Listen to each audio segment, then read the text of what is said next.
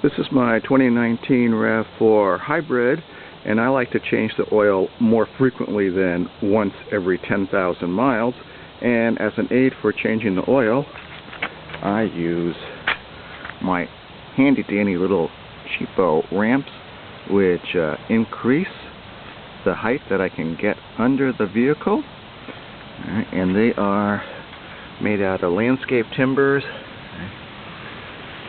We've got 4 of them, 19 inches apart. Right, so it takes 2 of those, and then this is pressure treated 2x4, and the length of this thing is 2 feet, and I've got 2 of these.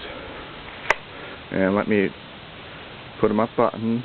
Let me put the RAV4 up on this. All right, you can see I have an oil spot from, after 30 years you miss sometimes. Alright, so what I do is I slide my little pressure treated ramp to the tires. Car is parked. Then I go inside the vehicle, put it in trail mode, and drive it up. So, after driving it up on trail mode, I have extra ground clearance, and it makes changing the oil so much easier for me.